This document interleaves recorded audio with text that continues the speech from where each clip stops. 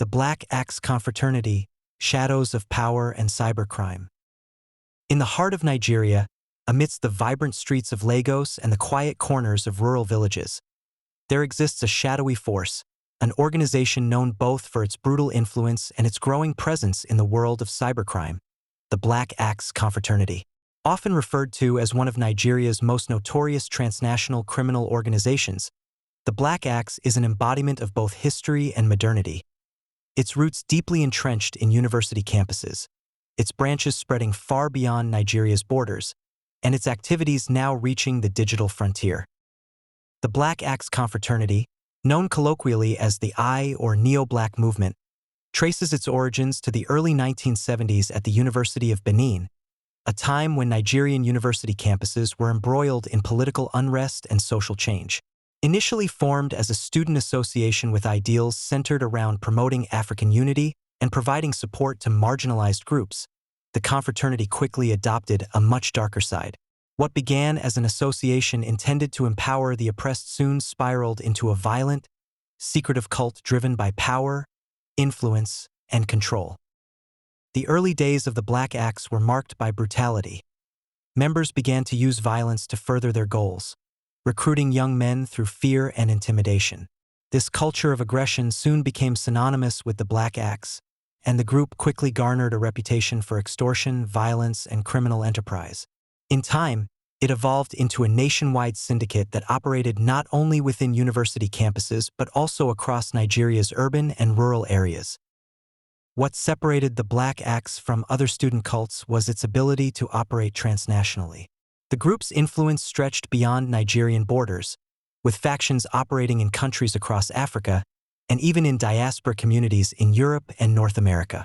The Black Axe had become a criminal organization in the truest sense, a ruthless group with an endless capacity for violence and a relentless desire for power. By the 1990s, the Black Axe had shifted from its campus roots into a well-established criminal network, engaged in activities such as drug trafficking, human trafficking, arms smuggling, money laundering, and extortion. Their activities were no longer limited to Nigeria. They began to set up operations in neighboring West African countries and further afield, particularly in Europe, where they formed ties with other criminal organizations.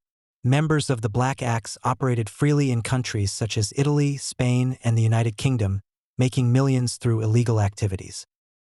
The group's deep ties to corruption also played a role in its expansion. They established connections with politicians, law enforcement officials, and businessmen, allowing them to operate with a degree of impunity. In many cases, members of the Black Axe were able to evade prosecution, using their vast network of influence to protect themselves and their interests. However, as the 21st century dawned, the criminal world was changing.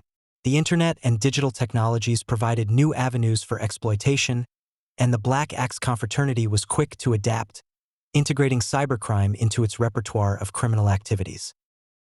Cybercrime was an emerging frontier in the world of crime by the late 2000s, and the Black Axe quickly seized on this new opportunity. As internet usage grew in Nigeria and across Africa, the Black Axe adapted its traditional methods of coercion and violence to the digital world. Members of the group began to infiltrate various online spaces, using a combination of social engineering, hacking, and fraud to steal millions from unsuspecting individuals and institutions. The Black Axe's role in cybercrime took several forms. The most prominent form of cybercrime the Black Axe became known for was online fraud. Using social media platforms, dating websites, and email systems, members of the Black Axe engaged in advance fee fraud, better known as 419 scams, where victims were convinced to send money upfront for promises of lucrative deals, inheritances, or romantic relationships. The Black Axe Confraternity, with its network of well-trained members, became adept at manipulating victims. They employed a vast array of tactics to gain the trust of individuals, including creating fake identities, websites, and even fake news stories to make their scams appear legitimate. One particularly notorious scam that was linked to the Black Axe was the so-called romance scam, where members of the group would form online relationships with unsuspecting victims, often in Western countries. In addition to the romance scams, the Black Axe became involved in corporate fraud, where they would hack into companies' email systems and steal sensitive data or financial information.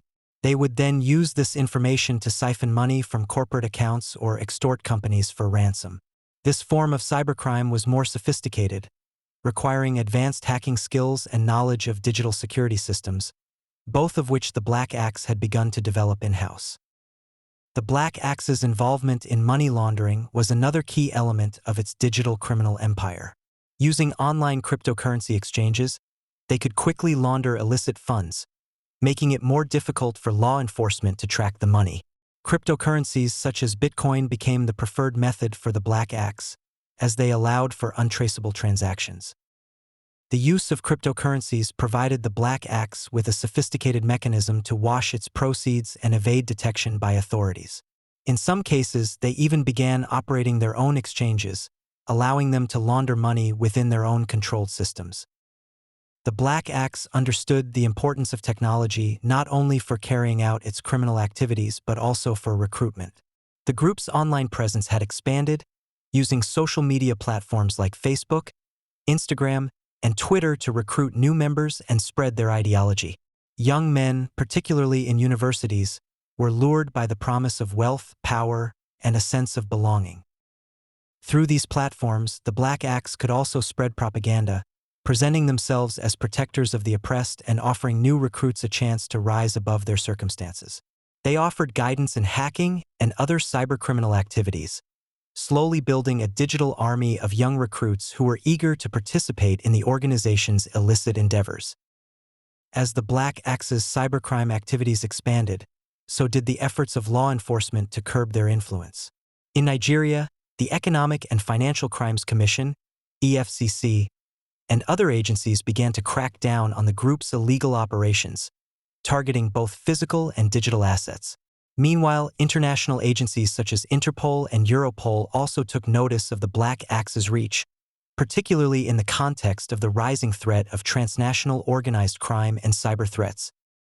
The Black Axe's activities were not just a problem for Nigeria, but for the global community. Cybercrime is a borderless crime, and the impact of the Black Axe's scams could be felt worldwide. Victims in the United States, Europe, and Asia were affected, and many of the group's operations extended beyond Nigeria's borders, taking advantage of lax regulations in certain countries. Despite growing pressure from law enforcement, the Black Axe Confraternity remains one of the most powerful criminal organizations in Nigeria and across the African continent. Its foray into cybercrime has allowed it to thrive in a digital world, making millions of dollars through scams, fraud, and money laundering. While its members may operate under the guise of secretive cults, their activities are anything but secret. They are, in fact, a global threat. The rise of the Black Axe marks a new chapter in the world of organized crime. It demonstrates the dangerous intersection of traditional criminality and modern technology, where old-school violence meets the digital age's sophisticated tools for exploitation. Whether or not authorities can succeed in bringing them down remains uncertain, but one thing is clear: the Black Axe Confraternity is a force to be reckoned with, and its involvement in cybercrime is only beginning to be fully understood.